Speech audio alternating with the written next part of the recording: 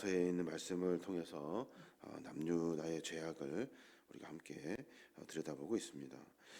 유다 종족 백성의 구원을 위해서 예레미야가 그렇게 기도를 합니다. 예레미야 선지자는 하나님으로부터 명확한 답을 사실 얻지 못해요. 기도할 때마다 계속해서 하나님은 안 된다고 말씀하셨어요. 그들을 좀 구원해 주십시오. 살려 주십시오. 우리가 왜 이렇게 멸망해야 됩니까? 라고 말할 때 하나님의 그 마음과 생각은 단호했다는 거예요. 마침내 하나님으로부터 어떤 위로의 메시지와 같은 말을 듣게 되는데 그 말에 예레미야가 다시 힘을 얻어요. 계속해서 안 된다고만 했던 하나님께서 위로하신다고 하신 말씀이 뭐냐면 15장에 있는 19절 말씀이에요. 그걸 보면 여호와께서 이와 같이 말씀하시되 내가 만일 돌아오면 내가 너를 다시 이끌어 내 앞에 세울 것이며 내가 만일 헛된 것을 버리고 귀한 것을 말하면 너는 나의 입이 될 것이라. 그들은 내게로 돌아오려니와 너는 그들에게로 돌아가지 말지니라 하는 말씀이에요. 이 말이 뭐예요?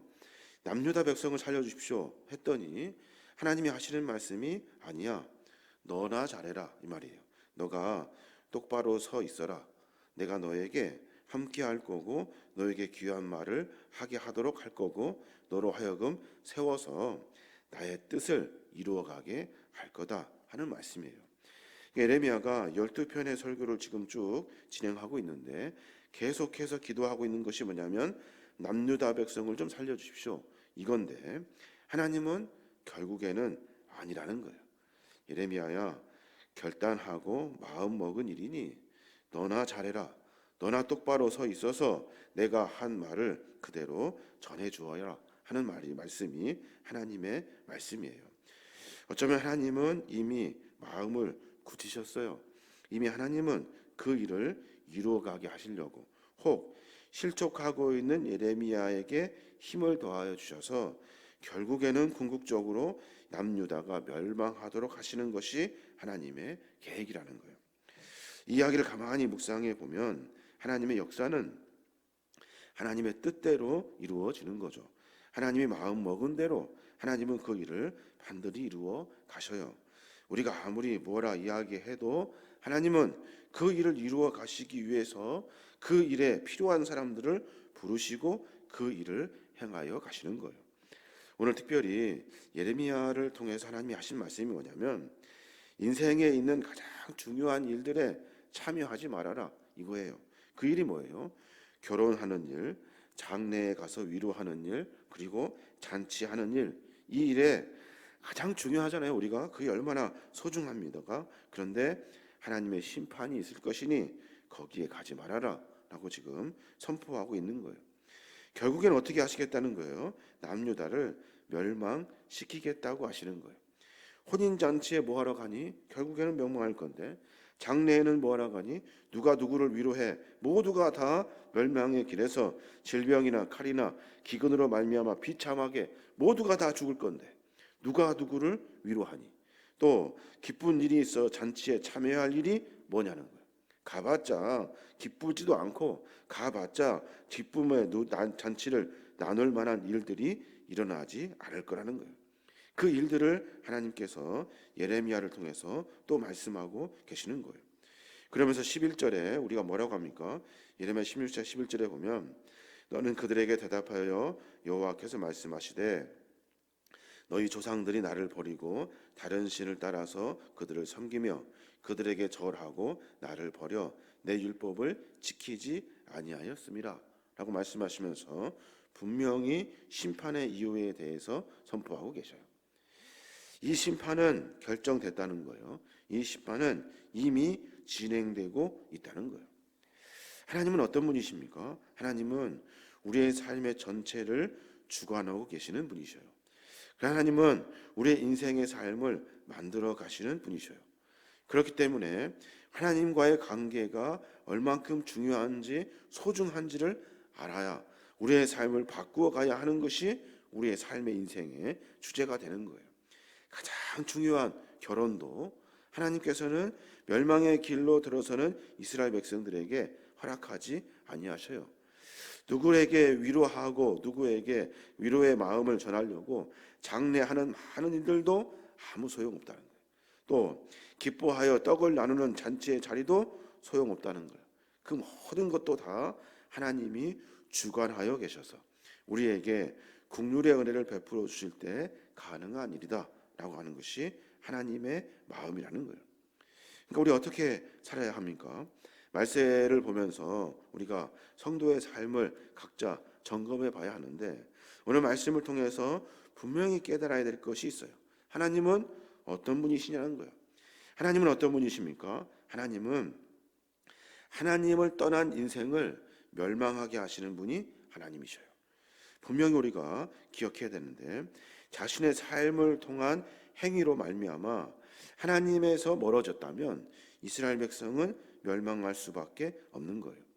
자기들이 좋을 대로 따랐던 추악하고 가증스러운 우상을 부끄러움 없이 섬기는 이스라엘 백성들을 보시고 하나님은 진노하시는 거예요. 내가 너희들을 어떻게 건져냈는데, 내가 너희를 어떻게 구원해냈는데, 너희들을 어떻게 돌보았는데, 그런데도 불구하고 너희는 하나님을 잃어버리고 다른 것을 섬기며 살았다는 거예요. 오늘 14절의 말씀에 보면 그 이야기를 하고 계셔요. 여호와의 말씀이니라. 그러나 보라, 날이 이르르니 다시는 이스라엘 자손을 애굽 땅에서 인도하여 내신 여호와께서 살아계심을 두고 맹세하지 아니하니라 말씀하셔요. 하나님 어떤 분이셔요? 이스라엘 백성들 애굽 땅에서 인도해 내신 분이셔요. 그런데 그분 이제 아니라는 거예요. 그분이 아니라 너희들이 다른 신을 섬겼기 때문에 이제 하나님은 그때 너희에게 맹세했던 그 맹세를 거두실 것이다 라고 말씀하고 계셔요. 그럼 하나님은 어떻게 하신다는 거예요? 15절에 보니까 이스라엘 자손을 북방 땅과 그 쫓겨났던 모든 나라에서 인도하여 내신 여호와께서 살아계심을 두고 맹세하리라. 내가 그들의 조상에게서 준 그들의 땅으로 인도하여 드리리라 라고 말씀하셔요. 이 말은 그때 애굽에서 인도하여 냈던 하나님이 아니라 내가 너희들을 반드시 심판해서 북방 땅, 그 쫓겨났던 땅에서 너희들의 심판의 때를 만나게 할 것이고, 그 순간이 다 지나고 난 다음에 다시 너희들을 그 애굽의 땅에서 벗어나 가나안 땅으로 왔던 것과 같이 그들이 하나님이 준비해 준 땅으로 하나님이 인도해 드릴 것이다 라고 선포하고 계셔요. 그러니까 이스라엘 백성들이 어떤 하나님을 기억해야 돼요? 이제 애굽에서 인도해 내신 하나님이 아니라 바벨론의 심판을 만난 다음에 다시 하나님의 긍휼의 은혜로 다시 우리를 해방시켜서 다시 이스라엘 백성 그 땅으로 돌아오게 하신 바벨론의 심판의 하나님을 기억하게 될 것이다 라고 지금 선포하고 계시는 거예요.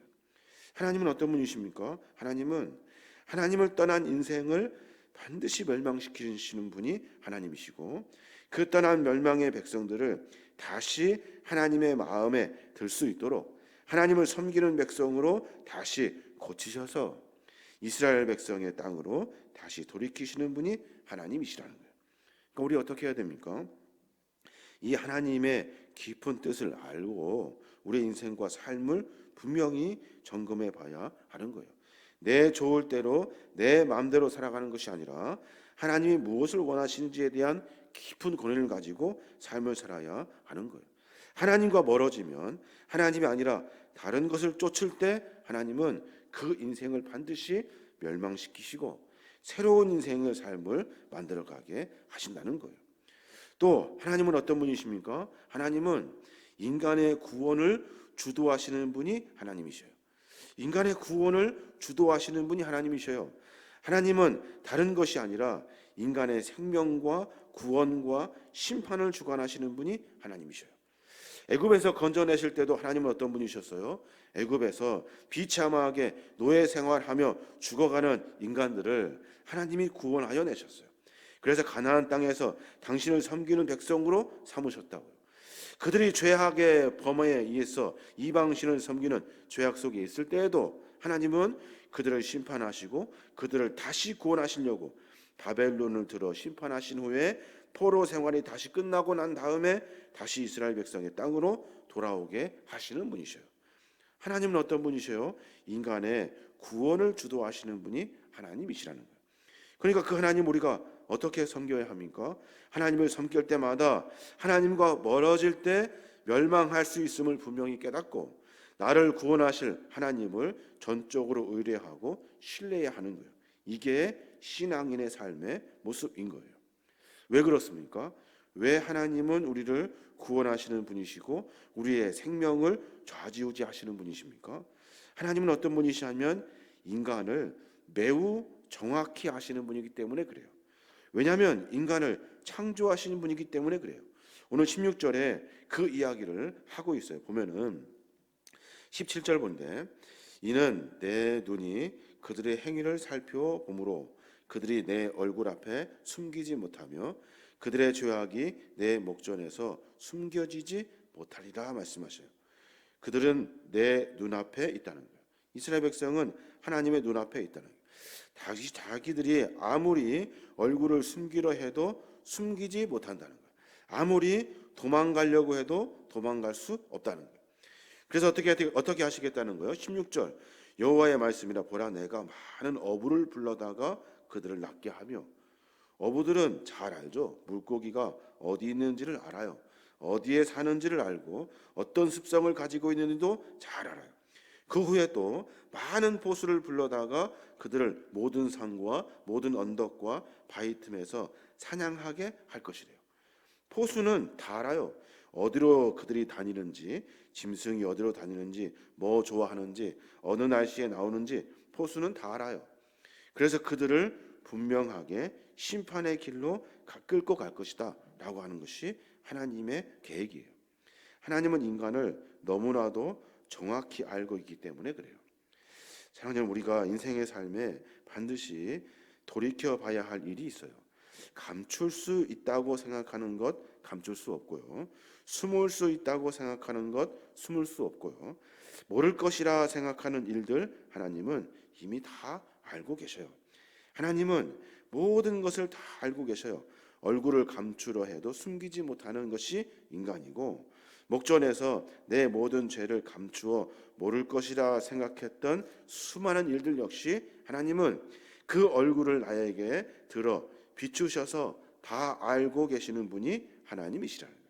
그러니까 적당히 얼렁뚱땅 대충 섬기는 것처럼 해서는 안 된다는 거예요. 마음과 삶 가운데 이중적인 마음을 가지고 하나님을 섬기는 척 해서도 안 된다는 거예요. 하나님은 그 이야기를 분명히 하고 계시는 거예요. 예레미야 선지자가 계속 그렇게 기도를 해요. 하나님, 남유다 좀 살려주십시오. 그랬더니 하나님 하시는 말씀이 너나 잘해라. 내가 너에게 맡긴 일 끝까지 잘 감당해라. 하나님은 이스라엘 백성들을 분명히 심판하시려고 작정하고 계셔요. 왜냐하면 하나님은 구원을 이루시는 분이시기 때문에 그래요. 또한 멸망을 이루시는 분도 하나님이셔요. 구원과 멸망을 주도하시는 분이 하나님이시기 때문에 우리가 꼼짝없이 하나님의 그 마음과 그 일에 우리의 삶을 드릴 수밖에 없는 거예요. 왜냐하면 하나님은 우리의 모든 것을 다 알고 계시기 때문에 그래요. 말씀을 묵상하면서 그런 생각을 해보게 됩니다. 나는 과연 하나님의 이 멸망과 심판뿐만 아니라 하나님의 구원의 대열 중에 어디에 설 수 있을까? 나는 과연 멸망당할 인생인가? 하나님의 구원받을 인생인가? 하는 것을 한번 깊이 생각해 보게 됩니다. 내가 하나님 앞에 감추어 놓은 것이 있다면, 내가 하나님 앞에 죄 지은 것이 있어서 혹 그것이 모를 것이라 생각하며 착각하며 안전하다 생각했던 남유다 백성들과 같이 내가 혹 그렇게 살고 있지는 않은지 한번 깊이 우리의 삶을 반성해 보게 됩니다. 하나님은 우리 인생의 주권을 갖고 계시는 분이셔요. 하나님은 우리의 삶의 모든 일들을 이루어 가시는 분이셔요. 우리가 뭐가 중요하다고 이야기하는 일들 하나님에게는 아무것도 아닐 수가 있다는 거예요. 잔치가 뭐고 장례가 뭐고 결혼이 뭐냐, 너 지금 그런 것 쫓아다닐 때가 아니다 라고 말씀하실 수 있어요.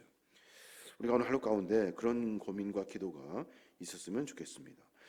우리의 머리끝에서 발끝까지 다 알고 계시고 주관하신 하나님께서 나를 보시고 너 안 되겠다, 너에게 심판을, 아니면 잘하고 있으니 너에게 칭찬을, 어찌하실지를 깊이 고민하고 우리의 삶을 점검해 봐야 할 것입니다.